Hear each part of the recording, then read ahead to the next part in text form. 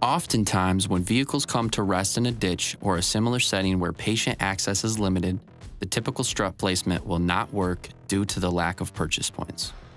Since the object is lower than the strut head, this causes the head to extend up above the object, oftentimes with a chain attached from the strut head down to the object. Struts are designed as columns and are meant to be loaded at the two ends, not along the sides, as this is beam or side loading.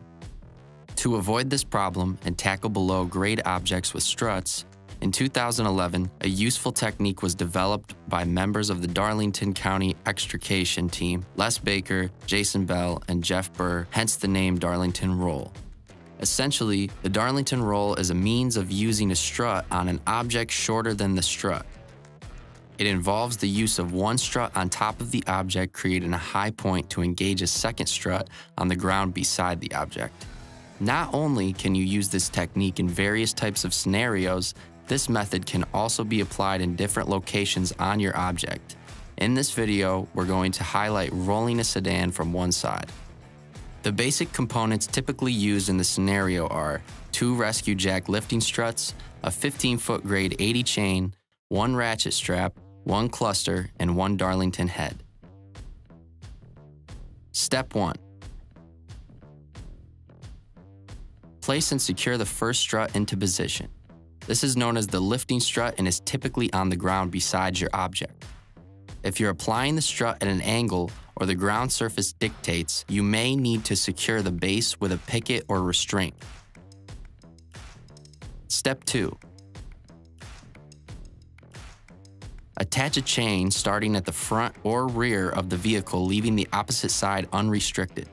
You will use a cluster at the opposite side as a choker for final adjustments later on. Use parts of the chassis for attachment points. Step 3. Place and secure the second strut, known as the static strut. The base of the static strut is placed on the vehicle undercarriage on the opposite side from the lifting strut. Secure the static strut with 1 or 2 ratchet straps on the opposite side of the undercarriage. Ensure these ratchet straps are run under the chain and avoid sharp edges or hot components. Note that if the strut base is restrained by a feature in the undercarriage, these straps may not be necessary. Step 4. With the chain grab and fittings of the CRG head facing each other, extend the struts up into the bottom of the Darlington head. Raise the chain into position over the top of the head.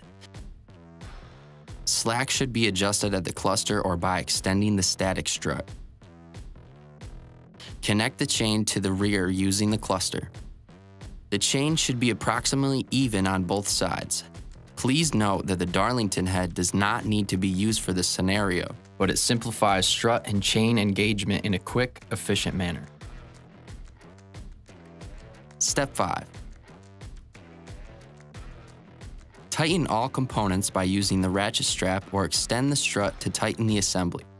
This will draw the static strut towards the lifting strut while tightening the chain assembly.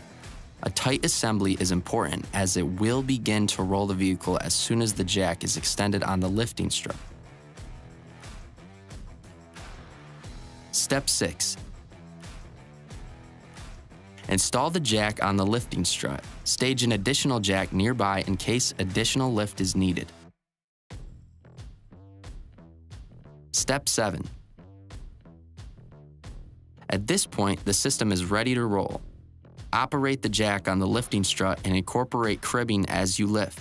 Cribbing may also be necessary on the opposite side to prevent the vehicle from slipping.